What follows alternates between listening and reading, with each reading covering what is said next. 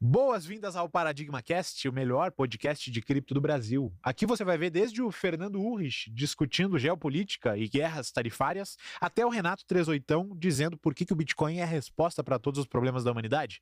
Aqui a gente discute desde legislação até degeneração financeira, é claro, dentro das blockchains. Enquanto você assiste esse episódio, por favor, toca aqui embaixo no botão de se inscrever e ativa o sininho do nosso canal, além de deixar um like, é claro. Isso não custa nada para você e vale muito pra gente. Combinado? Bom episódio.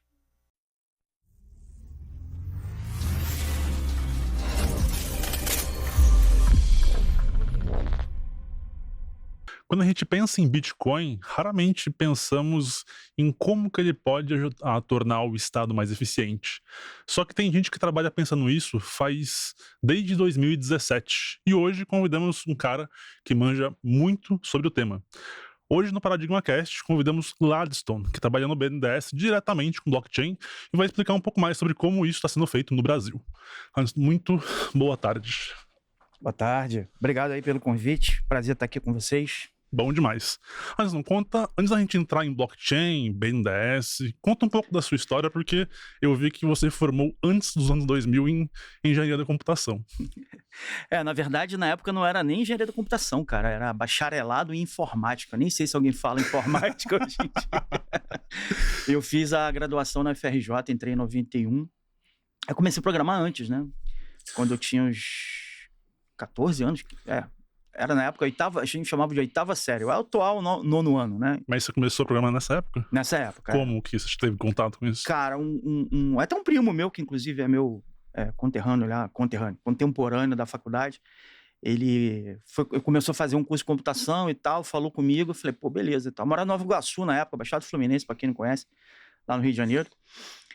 E aí eu comecei a fazer esse curso, era o equivalente hoje, eu tava no nono ano, né? De 14 anos, mais ou menos. Foi quando eu comecei a programar. Então, foi bem antes da faculdade. Aí, em 91, entrei na faculdade. E aí, engatei o mestrado e doutorado. Fiz doutorado em algoritmos distribuídos. Cara. Numa época onde isso não tinha a menor graça. Anos 90. Eu comecei o doutorado em 2000. Na verdade, em 2000. Porque eu já estava no BNDES, né? Então, demorou, assim. Tanto o mestrado quanto o doutorado foram meio demorados, porque eu fiz dando um jeito, né? Não foi com liberação do banco nem nada. Compensava a hora. Nem sei o que eu fazia, cara. De você novo, você faz coisas que hoje em dia eu não consigo nem acreditar. Quando eu penso no tempo de faculdade, eu penso a mesma coisa. Não daria conta. Pois é. Realmente, não me pergunte como é que isso foi possível. Mas aí foi assim. E aí é isso. Eu fiz o mestrado e o doutorado em algoritmos distribuídos. Aí quando chegou essa onda, assim, de algoritmos distribuídos, né? Bitcoin, etc., eu achei bem legal. Embora eu tenha tomado contato com isso em 2016, mais ou menos. Mas não vou adiantar, não. E aí eu entrei pro BNDES em 98, bicho. Eu tô 27 anos já, 28, nem sei, já perdi a conta. Como que você teve como é que foi essa entrada no BNDES? Porque eu sempre me perguntei, porque hoje em dia a gente pensa em desenvolvedor, uma coisa mais privada, pessoa em startup, e você entrou justamente diretamente para trabalhar com o BNDES. Como que aconteceu isso? Primeiro o seguinte, era outra era, cara. Essa visão que as pessoas têm e que nós mesmos temos sobre nós mesmos, da área de TI, como uma coisa bacana, legal, não era assim nessa época. Não era. Pô, não era mesmo, cara. É difícil explicar, porque é outro universo, assim, entendeu? Então, eu comecei a fazer o mestrado e em determinado momento eu percebi que eu estava com uma certa dificuldade de desenrolar certas coisas e falei, cara, acho que eu preciso de uma segunda opção e tal. E apareceu o concurso do BNDES do nada. Nunca pensei em fazer concurso. Eu pensava até que ia seguir carreira acadêmica, pra te falar a verdade. E aí, quando apareceu o concurso do BNDES, até uma ex-namorada minha na época que ele me atentou pra isso. Eu falei, beleza, vamos fazer isso aí, né? Aí, como não caía jurídico, contabilidade, nada, era só, informática e inglês, alguma coisa assim. Eu falei, vamos fazer isso aí. Aí, passei, né? Eu falei, bom, então vamos fazer isso aí, né? E aí foi exatamente, eu estava nessa época fazendo o meu mestrado em sistemas operacionais. E foi nessa época que eu acabei fazendo a transição para algoritmos distribuídos, porque não dava mais para, trabalhando no banco, fazer tinha que estar muito próximo da máquina, né, digamos assim. Naquela época, essa coisa de acessar remoto era bem mais enrolado que hoje, né? Já tinha Telnet, mas era difícil. E aí eu acabei mudando para grupos distribuídos. Mas foi totalmente sem querer que eu entrei no BNDES. Totalmente sem querer. Não foi um plano, não. E aí... É engraçado, né? A história...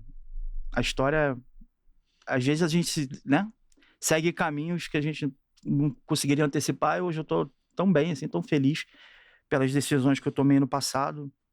É meio surpreendente até, de certa forma. E como é que foi esses primeiros anos, assim, trabalhando como desenvolvedor no BNDES? Pois é, exatamente. Não foi simples, porque, de novo, nessa época, sistemas era uma coisa muito diferente de hoje, era uma coisa muito mais burocrática, era uma coisa muito mais queixo duro, estava ainda numa transição de mainframe para, entendeu? Que durante bastante tempo ainda foi a principal plataforma da maior parte das grandes empresas. O BNDES não era exceção. Então, assim, e você fazer sistema corporativo é uma coisa muito diferente de você fazer sistema para startup, de você fazer, entendeu? É muito diferente. Hoje é diferente. Nessa época, então, não tem nem comparação. E teve também e isso aconteceu nas empresas em geral, né? Eu entrei exatamente na época onde a coisa estava se burocratizando, sabe? Se tornando corporativo demais e tal. Até vinha essa onda do ágil e quebrar um pouco esse jeito de fazer as coisas. De certa forma, eu participei desse movimento, aprendi muito também sobre gestão por conta disso. E hoje em dia, mesmo dentro das empresas, é um pouco diferente. A TI é mais bem vista, entendeu? Naquela época, a TI era odiada em geral, sabe? Sério? Sério, cara. Há 20 anos atrás, as TIs eram odiadas nas empresas em geral, porque era a galera que era gargalo, sacou? O pessoal era muito gargalo e se tinha a ideia de TI como sendo de custo, sacou? Hoje em dia, o pessoal olha pra TI e fala, pô, essa galera faz uma coisa importante, essa galera é legal e tal. Então, assim, mudou muito, cara. Mudou muito. Mudou muito, acho que no geral, né, no mercado, e mudou, e dentro da empresa onde eu trabalho, com certeza não poderia ter sido diferente. Então, e, pô, dá pra fazer um podcast só sobre isso, tá? Eu tenho certeza que dá. Eu até ia te perguntar, hoje em dia você vê jovens com essa mesma ideia que você teve na sua época de entrar no BNDES para ser um desenvolvedor lá dentro? A gente teve até um concurso recente. A média de idade das pessoas que entraram não foi tão baixa quanto antigamente. Então, muita gente já mais experiente acabou entrando. Eu acho que existem outras razões hoje em dia que fazem com que algumas pessoas... Quer dizer, são as mesmas de antigamente, né? Algumas pessoas buscam o serviço público por estabilidade, né? O BNDES é CLT, não é esse mesmo nível de estabilidade, mas...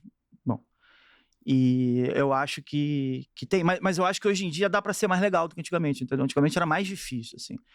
Era um trabalho legal, sempre foi um ambiente bacana de trabalhar. As pessoas são muito alto nível, assim.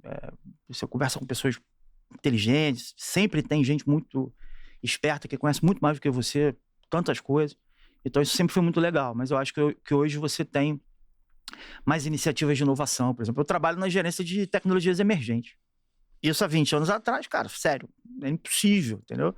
Tem outra gerência de inovação digital. Tem uma outra que é de desenvolvimento de IA. Entendeu? A gente tá começando a falar de computação quântica. Então, assim, tá ficando divertido, né? Mas eu tive que ter paciência pra caramba. É isso que eu ia perguntar. Andando um pouco mais nesses anos, você tá lá há 27 anos, né? Entrei em 98, faz essa conta aí, que eu tá com vergonha. Às 27. Você tá lá há 27 anos. E como que foi esse período entre 2000 e até você entrar em blockchain, que a gente vai falar um pouco já, mas como é que foi esse período? Você viu que o BNDES um pouco... era aberto a inovações, né, que até te permitiu trabalhar com blockchain depois, ou ele era um pouco travado no começo, quando você entrou? Cara, o banco, ele é uma empresa muito interessante em muitos aspectos. Um dos aspectos é que ele é, ao mesmo tempo, muito inovador e muito tradicional. Então, assim, apareceu um problema novo no país para resolver, é uma política pública, o pessoal larga lá no banco, a rapaziada resolve, bicho, entendeu? Então, por exemplo, é até engraçado, eu me lembro que eu comentei com alguns amigos meus anos antes, eu falei, ó, o Brasil vai ser potência em energia solar, hein? Ou eólica, eu não lembro. Aí o pessoal, eu não tinha isso. Por que eu falei isso? Falei, porque lá no banco eu já estava vendo um monte de operação, o pessoal estava correndo. E realmente, hoje em dia o Brasil é potência em energia renovável. Então esse é o tipo da coisa que acontece a toda hora. Você fala, aí, ó, o pessoal tá querendo resolver aquele problema ali. Passam uns anos, você vê alguma coisa acontecendo diferente. Então, nesse sentido, é uma empresa extremamente inovadora. Mas é uma empresa pública. É uma empresa que está todo mundo de olho. Então, é uma empresa que tem que ser tradicional. Tem que ser burocrática em algum sentido. Então, assim, não tem nada que você faça no BNDES que não passe por 50 pessoas. Entendeu? E eu não estou nem exagerando o número, não, hein? Por aí mesmo. Eu já fiz muita compra, uma época, lá atrás. Muita compra pública para coisas de TI mesmo, né? Nossa Senhora, Sacramento. Aprovar um orçamento era... Minha mãe do céu, lançar o edital é um terror, assim. Então, assim, então tem essa dupla natureza, sacou? Então não é simples, assim. Nessa época, lá atrás, era bem mais travado, né? Era bem mais tradicional do que hoje, era menor, depois ficou grande, depois ficou pequeno de novo, agora está um tamanho, digamos, médio. Então, assim, não era inovador. Aí, vamos lá. A minha ótica, pela minha ótica de desenvolvedor, não era inovador, não. Mas de uns tempos para cá, realmente, a coisa vem acelerando. A gente começou a lançar um monte de sistemas para suportar coisas que antigamente eram feitas à mão. E isso vem crescendo, produtividade das pessoas e tal. E agora, mais recentemente, iniciativas... Eu acho que a primeira, na verdade, foi blockchain, aí tem um motivo histórico que eu vou falar depois que você fizer a pergunta mais específica, mas agora, mais recente, a gente começou a abrir mesmo para inteligência artificial, computação quântica e tal, aí acho que o escopo está aumentando. Então, é claro que toda TI corporativa precisa ser o que o pessoal chama de ambidestra, entendeu? Você tem que estar inovando, de um lado, e a inovação carrega toda aquelas características da inovação, né? Você tem... As pessoas são mais falantes, as pessoas gostam de conectar umas com as outras, as pessoas arriscam mais, mas do outro lado, bicho, tem um cara que tem que segurar lá pendenga danado, o sistema financeiro, que tem que rodar.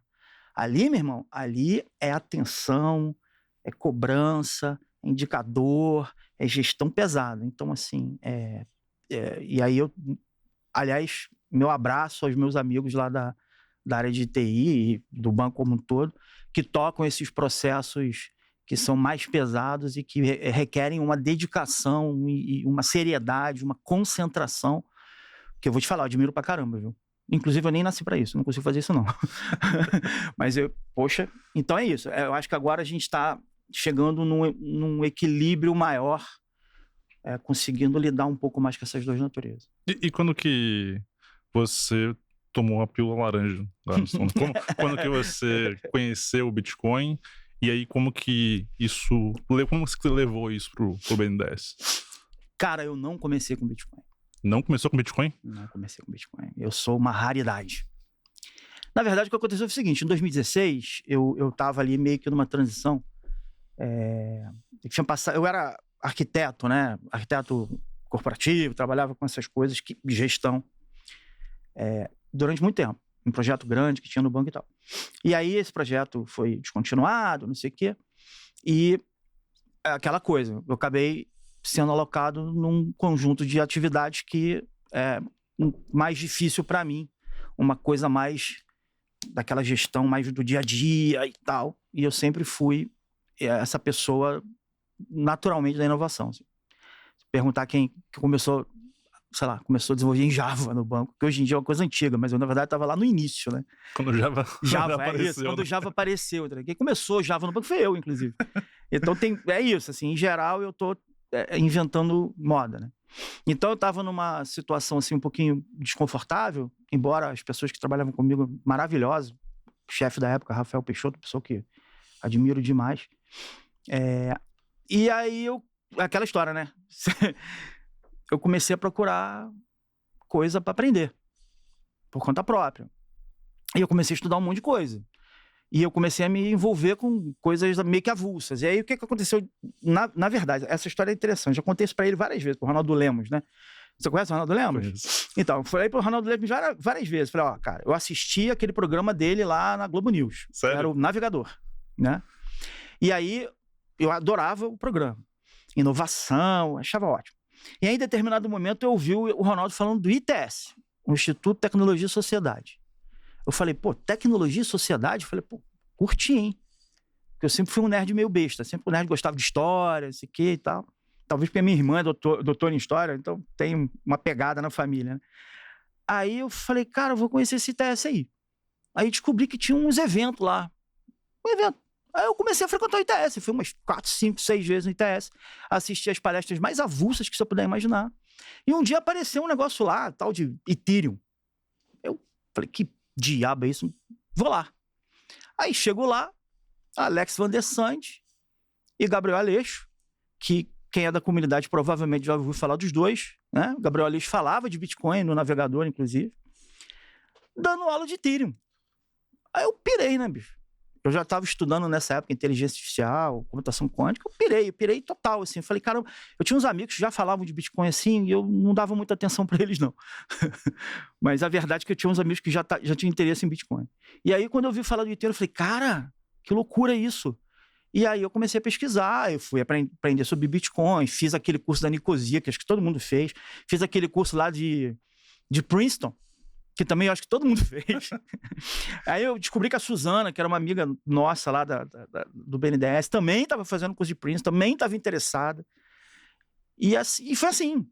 Foi assim.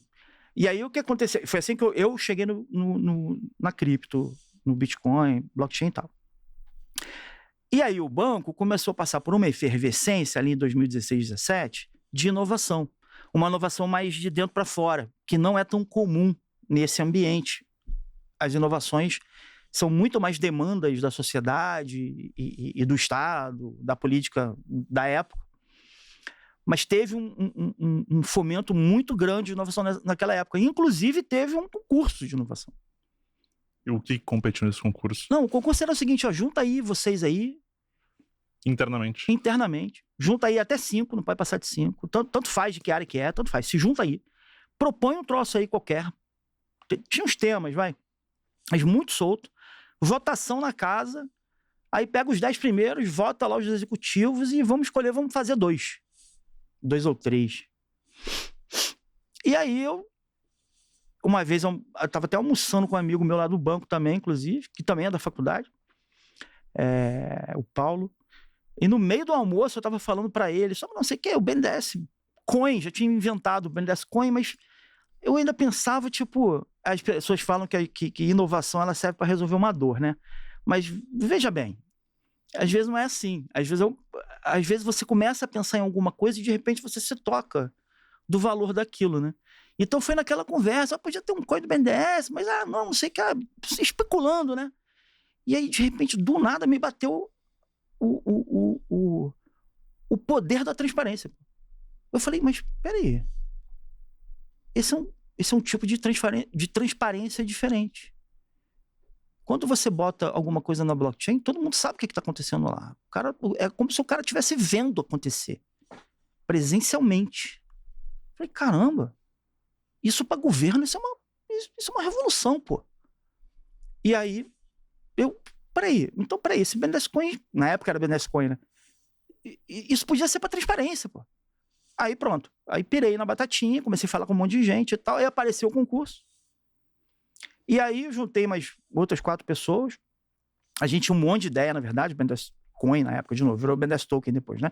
O BNDES Token era uma das ideias, e aí eu, Vanessa, Suzana, que é essa que eu já tinha falado, Nogueira e Márcio. O Márcio era da área de negócios, era do Fundo Amazônia, os outros 4 de TI. A gente propôs o BNDES Token e o BNDES Token foi selecionado. Caramba. E foi assim que a gente começou em blockchain no BNDES. Foi por ser uma empresa pública. Não foi por ser banco. Não foi pela parte financeira. Foi pela possibilidade de você ter uma revolução da transparência. E aí, claro que eu estou falando com as minhas palavras, né? Não é o banco que fala revolução, mas com as minhas palavras. Ter uma revolução da transparência e uma revolução da confiança quando se trata de governo. E se você me perguntar, muito sinceramente, eu claro que acredito, acho muito interessante o papel que a blockchain tem nas finanças. Mas eu me surpreendo muito que as pessoas não percebam o quanto isso é mais óbvio ainda quando se fala de governo. Só dando um passo atrás, antes da gente entrar antes de dar um passo atrás, qual foi o outro projeto que ganhou, além de blockchain? Qual foi o outro ganhador do concurso? Cara, a gente, na verdade, teve 2 selecionados, no final das contas, e o outro tinha a ver com uma coisa de comunicação, que no final das contas acabou sendo implantado de outras formas, mas o que efetivamente perdurou mesmo foi o Bandless Token. Caraca, tá. No final das contas foi o Bandless Token. Segura o Bandless Token. O que te chamou a atenção mais na Ethereum e não no Bitcoin? Por que Na verdade, você acha que a palestra do Avsa lá e do Gabriel te chamaram mais atenção? na verdade, eu conheci primeiro, tá? Porque eu acho que como desenvolvedor, como você estava falando de alguma coisa mais claramente programável, então e mais fácil de entender, cá para nós, a questão da programabilidade, que no Bitcoin é um troço bem mais enrolado, né? É mais ideológico do que... É uma linguagem de pilha. Não, mas eu digo tecnicamente mesmo. Sim, uma sim. linguagem de pilha, cheia de restrições. Tem todo sentido, tá? Cheia de restrições, eu não sei o quê. Eu demorei pra caramba, porque as pessoas falavam que o Bitcoin era programável. Eu falava, gente, mas como? Procurei até o dia que eu consegui entender. Eu falei, tá, é a linguagem de pilha, toda. Demorei a beça. Eu acho que a mensagem... Pô, o Alex Van der Sande e o Gabriel Aleixo, eles... estavam enfurnados naquilo. O Alex Van der Sande estava lá, junto com o Vitalik, não sei o quê. Então, eles sabiam comunicar, né? Então, foi fácil entender. Então, eu comecei por aí, meio que foi por isso, porque foi por causa deles. Eu agradeço eles todos os dias, e o Ronaldo também. Agradeço eles todos os dias. Mas eu não tenho, assim, eu acho que as coisas são... Eu acho aquela comparação boa, né? Um é o ouro digital e o outro é o petróleo digital, assim. Tem gente que fala isso. Assim, eu acho razoável, é uma comparação interessante. Acho que tem espaço, eu duvido que vai ter um só no futuro.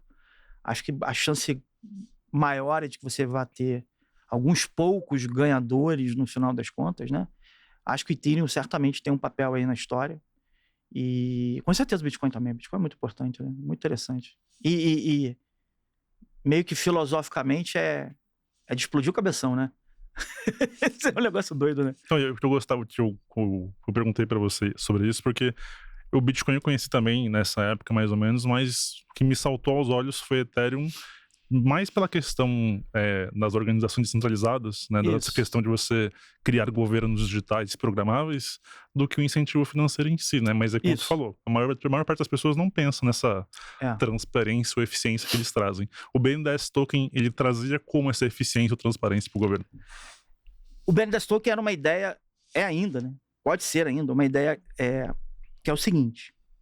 A partir do momento que eu botei um negócio lá, isso é muito maluco. Né? Às vezes você vê as pessoas fazendo implementações com blockchain e o cara tem, sei lá, um nó só e tal. Isso até pode fazer sentido, tá? Mas muitas vezes não faz. E muitas vezes a gente ouve falar o caso de uso específico, faz o menor sentido. Mas no caso de blockchain, no caso da Ethereum, né, uma rede pública, quando você pega uma regra de negócio, quando você pega um token e bota lá na blockchain, você não pode mais mexer naquilo. E é o seguinte, você não é mais dono daquilo ali. Você não é mais dono daquele sistema. Mesmo que só você minte, mesmo que você seja o responsável por botar as regras que vão ser garantidas dentro daquele token, qualquer coisa que você for fazer vai ter que ser transparente. E aí é tudo mesmo, desde a operação, desde as transferências, desde a aplicação das regras, isso tudo no nível operacional, até mesmo as mudanças que você queira fazer, porque é claro que você não pode mudar os smart contracts, mas você pode fazer um esquema de lançamento de novas versões, mas isso também vai ter que ser transparente. Então é meio que como se você estivesse colocando aquilo na praça pública. E aí você não é mais dono daquilo. E aí tá todo mundo vendo acontecer. Assim, cada vez mais, empresas e governos também são software. Cada vez mais é software. Daqui a pouco eu acho que vai ser só software, inclusive. Se você tem esse software rodando em algo parecido com uma blockchain, pode ser uma blockchain mesmo, pode ser alguma coisa parecida. Você está deixando o cidadão olhar lá dentro como é que está funcionando. Que não é historicamente o que a gente tem, né? Assim, eu acho que tem um arco desde do excesso e da falta, né? Sempre tem, né? Então, assim, às vezes as pessoas acham que alguma coisa ou tá mal feita, ou não tá transparente, ou precisa... E, na verdade, tá. Acontece com o banco, né? As operações estão na internet já para mais da década. Tá lá transparente para todo mundo ver. Mas quando você tem o software transparente, auditável, cara, você abriu tudo, né? Qualquer um pode ir lá ver o que está acontecendo. E qualquer dúvida não é razoável. Entendeu?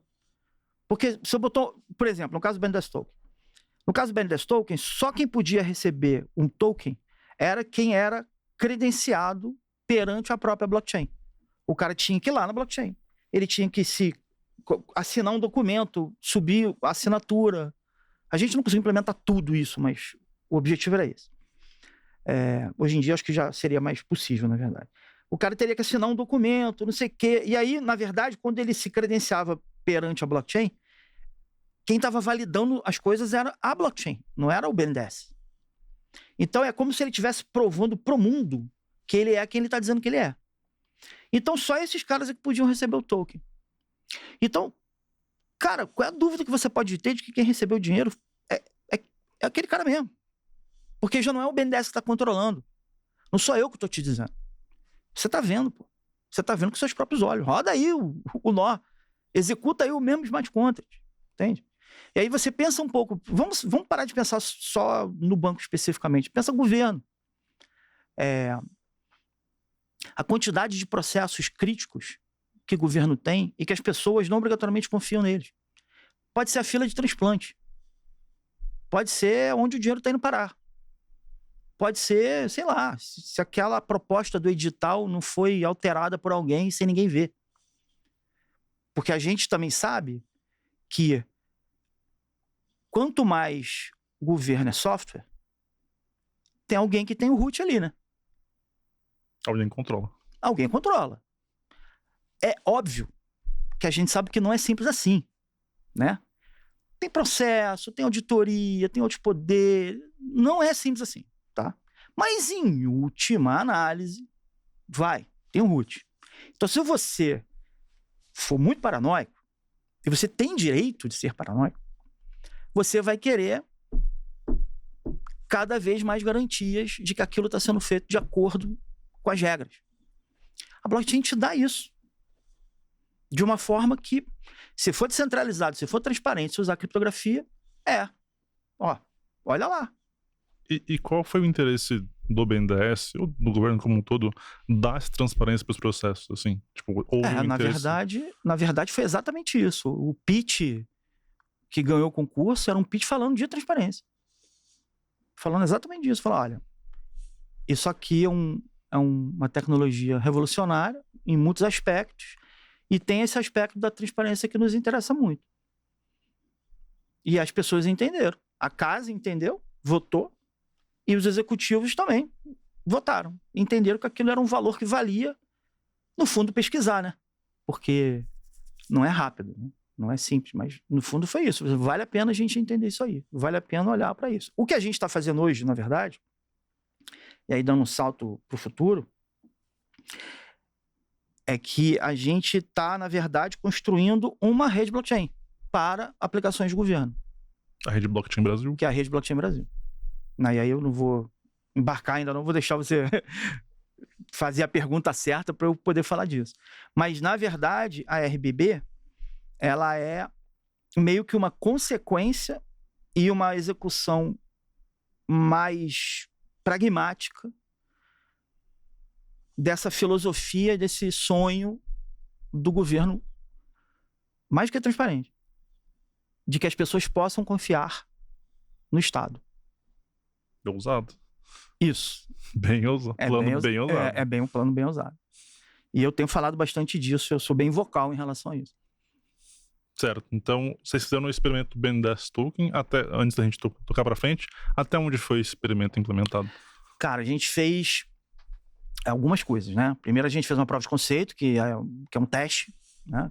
Foi até no uso com o Estado do Espírito Santo, onde o banco faz financiamento para Estado, né? Estado pode, né? Tem coisa que não pode por conta de lei de responsabilidade fiscal, mas Estado pode. Eu não sei os detalhes da lei que diferencia isso. Então, a gente simulou um empréstimo para o Estado do Espírito Santo construir uma estrada. E era uma coisa simples assim, era basicamente o token saía do Banco Espírito Santo para a empresa construtora, e a empresa construtora fazia o resgate no BNDES. Então a gente fez essa primeira prova de conceito. Então o token servia para resgatar o dinheiro no BNDES. O token servia para todo mundo ver onde está indo, mas no final das contas não tinha CBDC naquela época, claro. Não tinha stablecoin.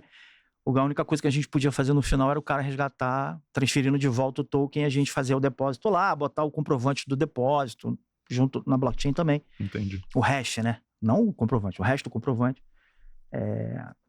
Hoje em dia daria para fazer outras coisas interessantes aí. E depois a gente fez em paralelo também uma implementação com o KfW, que é o Banco de Desenvolvimento da Alemanha. A Alemanha é uma das doadoras do Fundo Amazônia, e o KfW tinha uma implementação em blockchain, mas era blockchain privada, que eles tinham feito lá para umas operações deles, até na África, não sei o quê, e a gente sugeriu que eles implantassem lá no banco. Basicamente para acompanhar os gastos do Fundo Amazônia. E isso foi algo que foi colocado em produção, a gente rodou um tempo. O Fundo Amazônia ficou sem operar um bocado de tempo aí, alguns anos talvez, e acabou que a gente perdeu o contato lá com o KfW, teve descontinuidade e tudo, mas a gente chegou a botar isso em produção e rodou durante um tempo. E a gente também fez uma implementação piloto com a Ancine, porque a Ancine tem programa de financiamento para audiovisual, né? Sim. E aí o banco tem umas operações onde o banco faz um empréstimo, mas também uma parte vira não desembolsável para desconto, imposto, esse tipo de coisa, incentivo fiscal, né? Para incentivo fiscal. Então a gente fez essa implementação. Só que aí tinha um limitador bem importante, né? Quando a gente foi ver, tinha uma lei que explicitava que tinha que fazer um depósito numa conta do Banco do Brasil. Então, para a gente ir mais longe, a gente, caraca, ia ter que mudar a lei. Nossa. Então, assim, às vezes a questão regulatória não é exatamente simples. Não ajuda muito. Não ajuda muito. Então, assim, e aí teve, na época também, uma crise, assim, uma confusão danada, e juntou uma coisa com a outra, e logo depois veio a pandemia. Aí a coisa desestruturou de vez. Aí alguns outros projetos começaram a ser cogitados, até para a Amazônia, naquela mesma época ali e tal. Mas aí a pandemia atropelou tudo, né? E foi... Bom, aí eu já vou falar da RBB, porque não tem muito jeito. Pois é. Pode falar. Oba! Eu sou criança, né? Em 2019, a gente fez... A gente teve, assim, uma felicidade muito grande de conseguir vivenciar algumas conexões que foram muito importantes, né? Nacionais e internacionais, inclusive. Então, em 2019, a gente estava organizando lá no BNDES o segundo Blockchain Gov, um evento. A gente trazia todo mundo do governo, não sei o quê, e falava sobre blockchain para governo e tal. E foi sempre muito legal, né? Agora, esse ano, vai ter o quinto, que vai ser em Brasília esse ano. Os dois anteriores foram dentro do Blockchain Rio, né? Então, a gente fez 2 dentro do banco, aí veio a pandemia, desorganizou tudo. Acho que em 2023 e 2024 a gente fez dentro do Blockchain Rio, e agora em 2025 a gente vai fazer no auditório do TCU lá em Brasília, em novembro.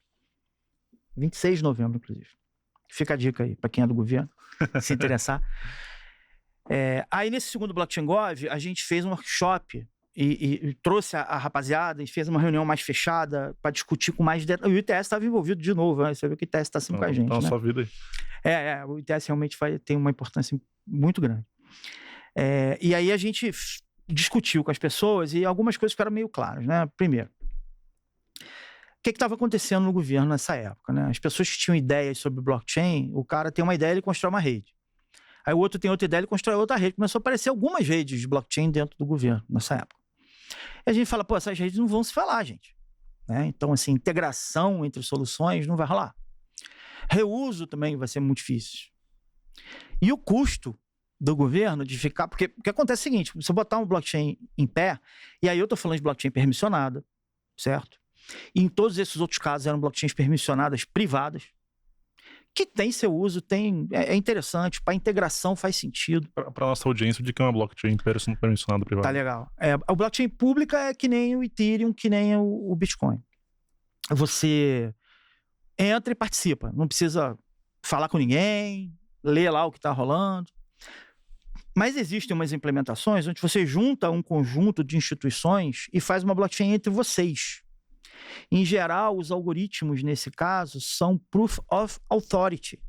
Não é Proof of Work, nem Proof of Stake, nem Delegated Proof of Stake, nem as outras variações malucas que tem. O Proof of Authority é uma coisa muito mais simples. No fundo, é uma votação. Né? Porque você conhece os endereços de todo mundo, você conhece, digamos, as identidades dos participantes, e basicamente o que você faz é fazer uma votação. E aí, se der 2/3, porque aí tem os algoritmos lá da minha época, lá atrás.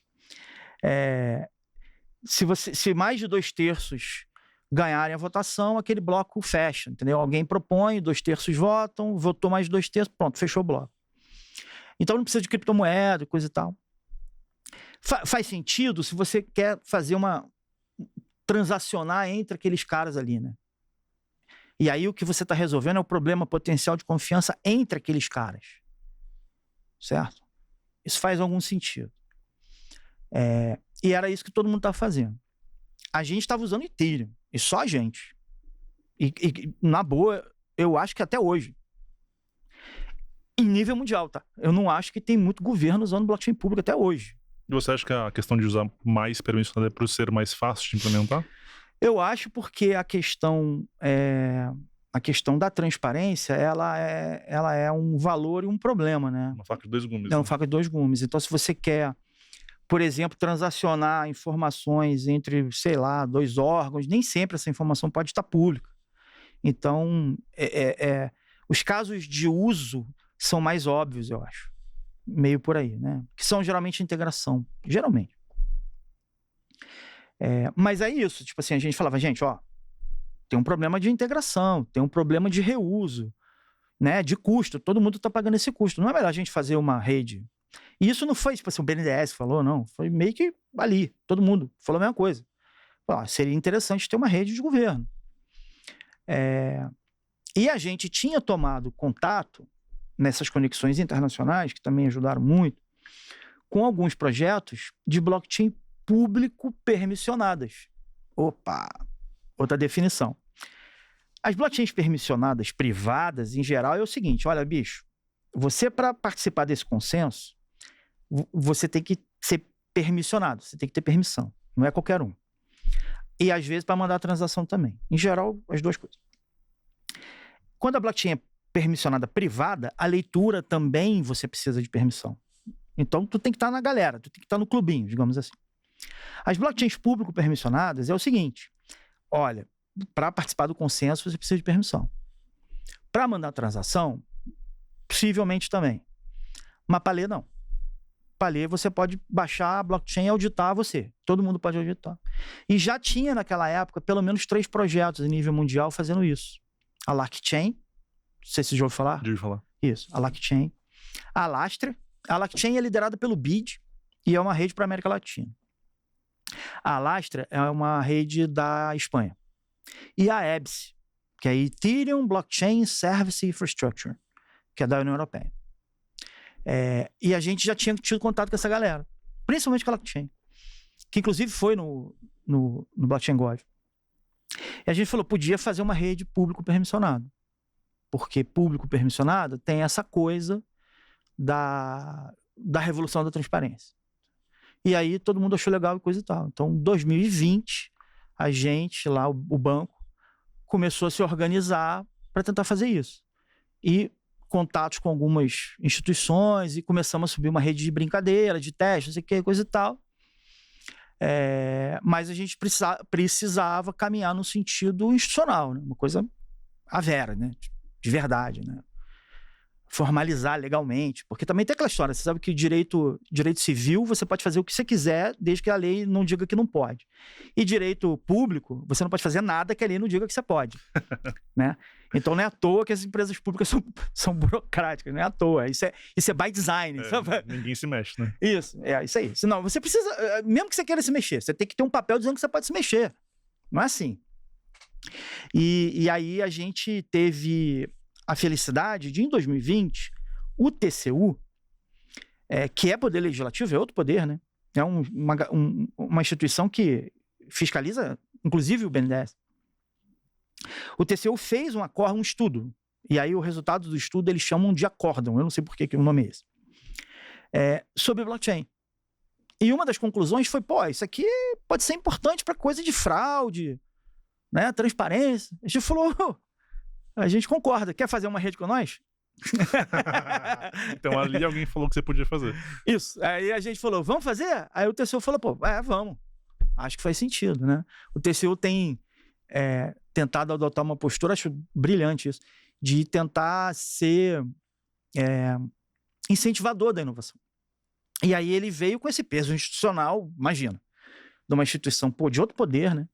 Que é uma instituição fiscalizadora, que cria confusão pra caramba, no bom sentido. Falou, não, beleza. Então é o seguinte, o bloco que sair dessa rede, o TCU também é auditor. Caraca. Não é? É legal pra caramba isso, não é? Você não é? Eu acho maneiríssimo, né? Então, aí a gente fechou um acordo de cooperação com o TCU que prevê adesões. Então, o acordo originalmente entre o BNDES e o TCU, mas outras empresas, instituições aderiram. E aí, alguns que já estavam com a gente desde antes até, né? CPQD, RNP, PUC-Rio, Prodenge, que é o processamento de dados do Estado de Minas Gerais, né? Tá a terra lá. Minas está na RBB, hein? Olha aí. Não é? Prodenge, pô.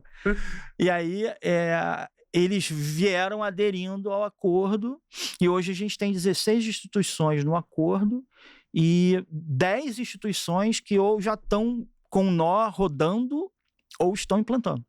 Então cada uma dessas instituições são validadores da RBB. 10 validadores e tem mais um que tem nó, mas não é validador, que é a PUC-Rio. Certo. E a RBB, a Rede Blockchain Brasil, foi concebida com qual objetivo específico? Existe algum objetivo específico? Cara, sim e não, né? Tem essa filosofia, esse propósito. Os propósitos principais são 2. Reduzir o custo para inovar usando blockchain em governo. Porque o que acontece? A gente tem que ter um acordo, a gente tem que ter uma governança, a gente tem que tomar uma decisão em conjunto. A RBB não é do BNDES. A RBB não é do TCU. Quem que decide o que a RBB vai fazer? É um comitê. 2, né? Tem um comitê técnico e um comitê executivo. Eu sei que as pessoas não gostam muito de comitê, não, mas é isso. O Bitcoin é um comitê on-chain, vai. Não, a maioria dos projetos hoje em dia funciona na base de conselho, comitê, alguma coisa assim. É isso. E eu tenho defendido que tão quanto possível a gente tem que botar as coisas on-chain para todas as decisões no futuro, ainda não chegamos lá. No futuro, quanto mais decisões tiverem on-chain, melhor. Porque é isso, é uma DAO, vira uma DAO. No final das contas, aqui entre nós, não conta isso para ninguém. Cada vez mais a coisa fica parecida com uma DAO. Mas hoje em dia a gente tem 2 comitês, onde a gente toma uma decisão em conjunto. E aí, cara, o comitê tem que ter regra, tem que ter como é que vota, presença, dá trabalho. Como é que a gente trata incidente numa rede dessa? É descentralizado. Quem que monitora essa rede? Ninguém. Na verdade, todo mundo. Entendeu? Tipo assim, até outras empresas, outras redes público permissionadas, tem um cara que é o mestre, sacou? A RBB não tem. Ninguém é o mestre. Tá tudo votado, né? Se não é, vai ser. Não é por motivo técnico ainda. Não implementamos ainda, vai. Mas é isso, é tudo votado. Então, você tem que ter essa organização, não sei o quê. Então, isso é um custo. Quando você já resolveu esse custo, o cara vem só com a aplicação, bota em cima da RBB, você reduziu o custo do cara inovar. Então, esse é um dos propósitos. Que é serve como infraestrutura para isso. É uma infraestrutura. Quando você passa uma estrada, irmão, Você não sabe o que vai passar na estrada. Sacou? Você fez um porto. Vai importar o quê? Soja? Quinquilharia? Da Shopee? Não sei. É meio isso, assim. É uma infraestrutura. É uma visão de infraestrutura. Essa infraestrutura tem umas características, tá? Qual é a principal característica? A coisa da confiança, a coisa da transparência. Essa é uma característica bem diferente, né? Inclusive porque a gente tem aí uma preocupação e um desejo de garantir que da rede tenha variabilidade institucional. Isso quer dizer o seguinte, tem gente do Poder Legislativo Federal, TCU. Tem gente do Executivo Federal. Aí tem até alguns, né? Serpro, Dataprev e tal. Tem gente do Executivo Estadual, Prodenge.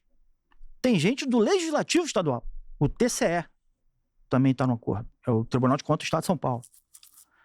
Tem município, Araguaína, que é o município de Tocantins, muito legal. Tem gente do setor privado, sem fins lucrativos, com interesse público, não sei o que, tem PUC, RNP, CPQD, Plexus, FENASBAC. Então, assim, essa variabilidade que ninguém aqui manda em ninguém, digamos assim, é o equivalente à descentralização, sabe? Então, assim... E qual é o incentivo das pessoas participarem desse comitê de validadores da RBB? Super boa pergunta. Varia. Então, o TCU está lá, no fundo, por um compromisso institucional. O BNDES também, embora o BNDES tenha lá alguma visão de algum momento a gente vai conseguir parar de pensar na infraestrutura e pensar em aplicações, né? Voltar a pensar em aplicações. Então o BNDES vai. Tá igual Ethereum. Oi? Tá igual Ethereum, né? Isso, exatamente. Então a gente tem que pensar em aplicações alguma hora, mas a gente ainda está muito focado na infraestrutura, de viabilizar a infraestrutura. O Serpro, Dataprev e Prodenge provavelmente vão vender serviço para outras instituições públicas. Então a Prodenge, sei lá, tem uma aplicação, tem uma blockchain aqui, você tem uma aplicação de blockchain lá no estado de Minas Gerais, uma secretaria, sei lá, ou uma empresa pública de Minas Gerais, em vez de entrar na RBB, entra pela Prodenge. Então o interesse institucional também, é tudo empresa pública, né? Mas tem uma questão até comercial. RNP está lá para pesquisar, está lá também para vender consultoria, vender serviço, o CPQD, que inclusive é o primeiro a botar a aplicação, mesma coisa. O Plexus tem uma visão aí de implementação para moeda social. O TCE tem uma visão de aplicação para garantia da integridade do Diário Oficial. Caramba! Sacou? Então, assim, cada um tem um interesse diferente. Então, assim, qual é o interesse? O interesse é querer que a RBB exista.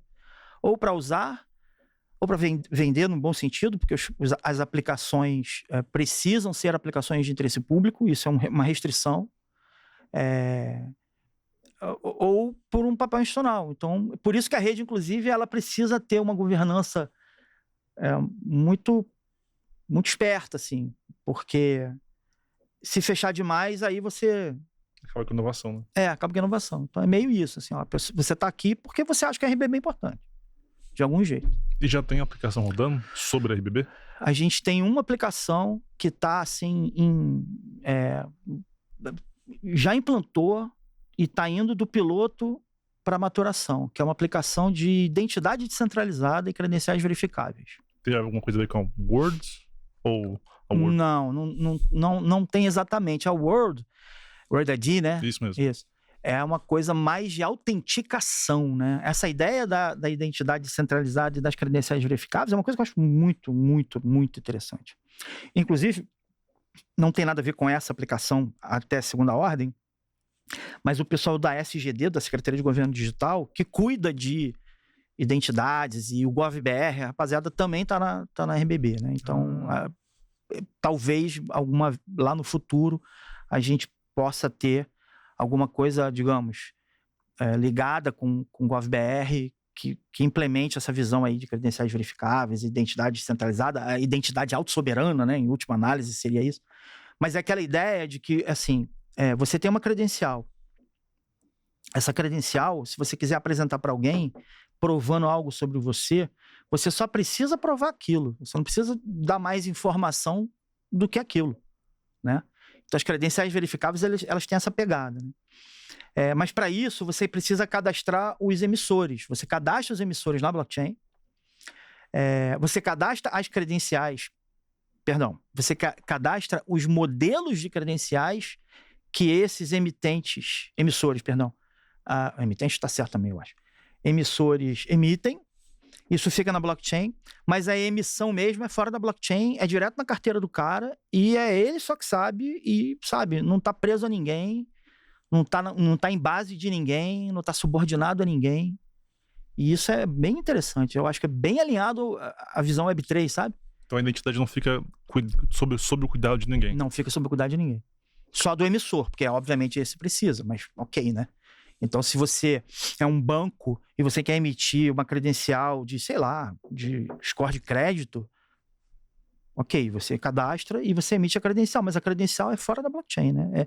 É você trazer de volta para as pessoas, para a carteira, passa a ser o centro nevrálgico do negócio, entende? Essa visão Web3, eu não acho que ela se completa sem uma visão de identificação, de identidade. Só pseudonimimato é pouco, entendeu? Falta esse pulinho do gato, eu acho. Que é dar uma identidade para cada carteira. Que é você ter uma possibilidade das pessoas apresentarem credenciais sem revelar suas identidades. E você pode fazer isso em serviços web, que não tem nada a ver com blockchain, isso já é muito legal, em vez de você ficar usando o login do Google, o login do Facebook, o login da Apple, o login do GitHub, login teu, que é só teu, que aquilo não está em lugar nenhum. Isso já é muito poderoso. E, obviamente, eu imagino que isso também possa ser usado para serviços de blockchain. Né? Mas antes, até sem blockchain já é muito legal. Já é uma descentralização da Web 2, né? Caminha na direção correta, assim. É porque eu fazer dentro de Web 3 é mais enrolado um pouquinho, mas... Então, esse é a primeira aplicação que tá rolando lá, de identidade descentralizada, credenciais verificáveis. A gente já tem aprovada para entrar uma aplicação de emissão de badges, né, de cumprimento de curso, de... Certificados, com uma pegada um pouco diferente, mas a implementação é bem diferente, na verdade.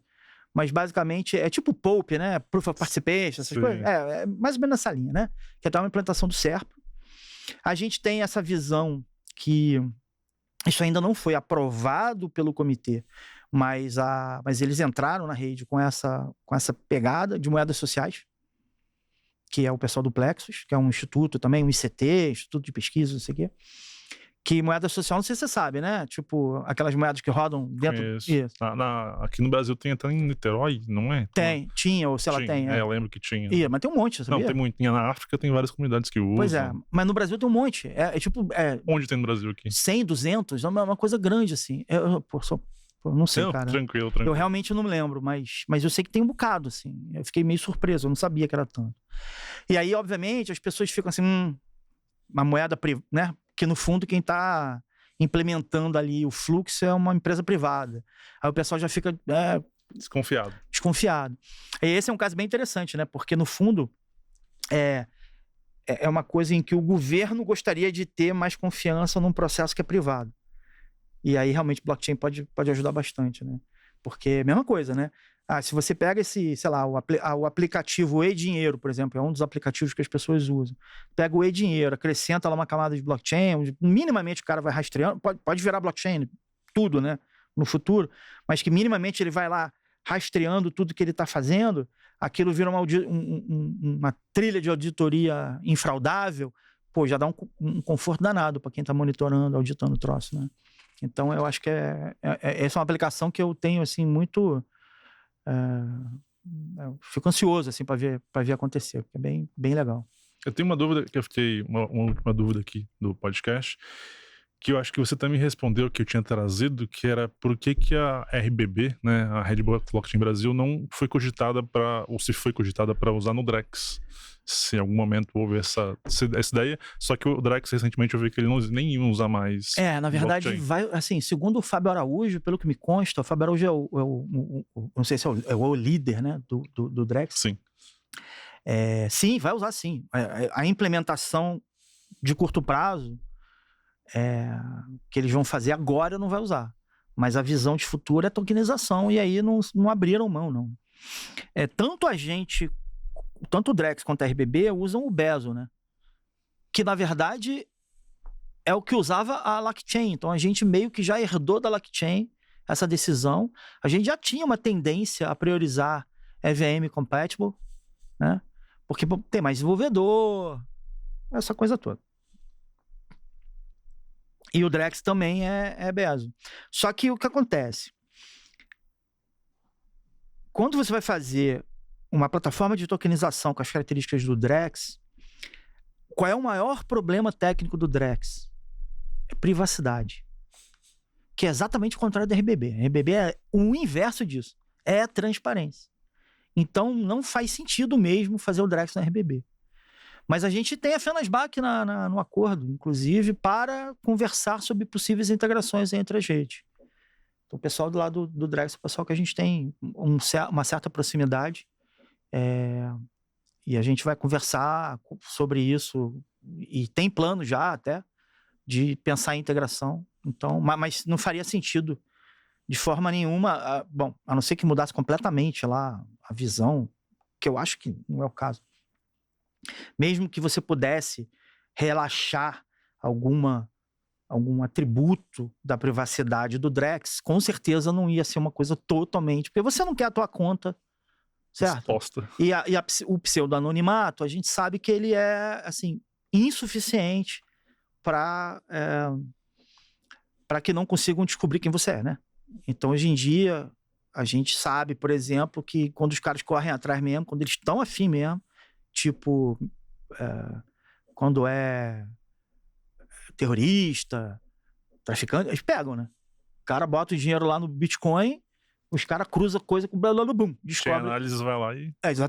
Exatamente. Então, definitivamente,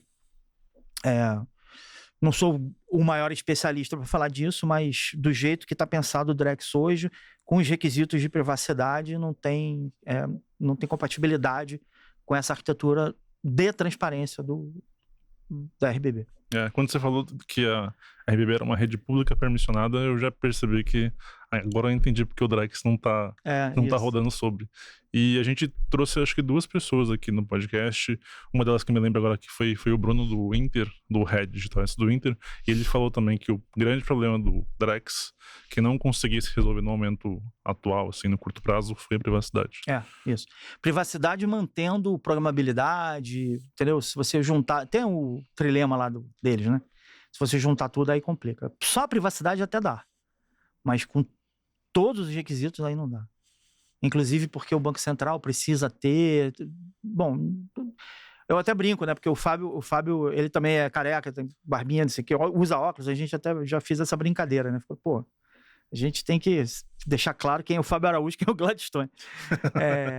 Mas eu não posso ficar dando uma de Fábio aqui, falando muito sobre o Drex, mas a ideia é essa, assim, se você pensar nos requisitos específicos de privacidade, é muito complicado com a tecnologia atual, mesmo com o Zero Knowledge Proof, os caras envolveram gente, casca grossa lá, viu? Você conseguir resolver o problema, né? Acho que alguma hora vai resolver, mas por enquanto ainda tá complicado. Perfeito. Anderson, chegando a etapa final do podcast, queria fazer... Já, com 1 hora. Queria fazer 5 perguntinhas pra ti, bate-bola rapidão, e aí tu responde o que vem na cabeça. Não quiser responder também, fica tranquilo. Bitcoin ou Ethereum? Ambos, pô. Ambos não, tem que ser um ou outro. Mas aí pra quê? Não, Bitcoin e Ethereum, não. Depende. Depende, mas definitivamente depende. Assim, investimento, eu tô mais no Bitcoin. Sério? Eu também. Sério. Se você não fosse desenvolvedor, o que você estaria fazendo hoje? Dando aula. Ensinando? Porque eu adoro. E talvez eu pudesse ser ou físico, ou matemático, ou filósofo. Filósofo? Ou historiador. Eu gosto de tanta coisa, cara. Eu gosto de estudar. Eu gosto de estudar. Você mora no Rio hoje, você falou, né? Moro no Rio. Se você não morasse no Rio, onde você passaria o resto da sua vida? Em lugar nenhum. Porque eu realmente gosto demais do Rio, apesar dos problemas. Pô, difícil, hein? Pô, essa você me pegou, hein? Caramba, onde que eu passaria sem ser o Rio de Janeiro, cara? Você sabe que quem não nasce no Rio de Janeiro é mais fã ainda, né? Porque eu nasci em Nova Iguaçu. Meu filho que nasceu no Rio, por exemplo, eu acho que ele nem gosta tanto quanto eu, não. Cara, mas o Brasil tem muitos lugares legais, assim. Putz, cara, eu não sei responder, não. Mas não tem vontade de sair do Brasil? De jeito nenhum. Eu tenho vontade de passar um tempo fora, né? Também a pandemia atrapalhou isso. Eu cheguei a aplicar para estudar fora e coisa e tal. Mas sempre tive vontade de passar um tempo fora. Não quero sair do Brasil. Não tenho a menor vontade de sair do Brasil. Não tenho vontade nem de sair do Rio. Pode falar a verdade. Incrível, qual produto te encantou mais desde que você entrou, assim? Que tu viu, assim, um produtinho, uma aplicação e falou, caraca, que coisa Cara, as coisas que eu acho mais interessantes são as ideias de integrar a blockchain com IA. É isso que eu acho. Porque, de novo, né? Eu costumo, a minha cabeça, em geral, tem essa pegada meio social, política, filosófica, né? Eu acho que se a gente conseguir ter agentes inteligentes e confiáveis, isso é uma revolução para tudo na sociedade. Já vi vários, ainda nenhum me convenceu o suficiente ainda. Também não. Mas essa é a promessa que eu acho que é a mais... que essa vale investir nesse universo. Isso pode ser 50 anos, talvez essa seja... talvez com energia abundante, talvez fosse a transformação mais bizarra, no bom sentido, que o mundo poderia passar. Tenho falado muito disso. Olha aí, vou continuar comprando moedinha de IA, então. Às vezes demora, você sabe que o mercado, né? Só por Cristo. E a última, quem é desenvolvedor e tá começando agora, júnior, ou tá entrando na faculdade, que dica que você dá pra quem tá? Abre a cabeça. Abre a cabeça, porque só ficar sentado escrevendo código. Por exemplo. Primeiro que tem a IA aí, né? Quem tá programando usando IA, cara, eu voltei a ser um programador sinistro. Se a gente vai ficando velhinho, a memória de curto prazo vai falhando, mas com IA, bicho, então assim, não tô dizendo que resolva tudo, que sirva pra tudo, mas, bicho, só tem 2 anos e meio que a galera começou a ouvir falar disso. E aí você olha pra computação quântica, Aí... aquilo ali, bicho, você sabe aquela física que você achava que não servia pra nada? Aí, tá vendo? E mais, álgebra linear, que na faculdade você aprendia, falava, por que eu tô aprendendo isso? Olha aí. Né? Teoria dos números, a criptografia aí. Vai lá aprender zero na aula de proof, irmão. É barra pesada o negócio. Até para você acreditar que é possível, você precisa entender de, sistema de equações, como é que é? Equações polinomiais. Então, bicho, não vai ter vida fácil, não. Você tem que abrir a cabeça. Bom demais. Não sei se isso foi um acalento, se foi repelir os devs, mas o importante é estudar. É isso, a gente tem que, na era da IA, você tem que ser cada vez mais humano, porque isso vai ser o seu diferencial, né? E é isso, a flexibilidade, a curiosidade, entendeu?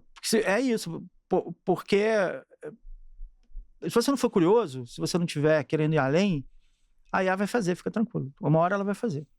Então é melhor você ser curioso, viu? Bom demais. Gladstone, eu queria agradecer demais a sua presença aqui no podcast, te dar os parabéns no seu aniversário. Obrigado. Não vou deixar passar. Foi muito. E onde a galera a nossa audiência pode te encontrar? Bom, LinkedIn, né? Que é o lugar onde eu... Gladstone Arantes não tem muitos, então, né? Fica à vontade, Gladstone Arantes. E tem o GitHub da RBB, cara, que eu acho que é bem interessante. Aí... O GitHub da RBB, cara, você vai lá, tem lá o roteiro, tem lá o script para você levantar o seu nó e conectar na rede. Já tá rolando, já funciona agora. Não tem muita coisa rolando lá, mas você já pode auditar o que tá rolando lá hoje, né? É github.com/rbbnet/RBB. Então, é só dar uma procuradinha, não é difícil. Você entra lá, você levanta teu nó, conecta na rede e fica lá vigiando a gente. Gente, vou colocar esse link aqui na descrição desse vídeo aqui, então podem acessar e subam seus nós lá. Se der um pump nos nós lá, sabe que é o podcast. Isso aí. Começa a subir nó lá, a pessoa, caraca, o que é isso? Vocês me encontram no Guiriba BRB, no Twitter e no Instagram, e Paradigma Education no Twitter e no Instagram também. Agradeço vocês que assistiram até o final aqui e tenham um bom fim de semana. Até mais.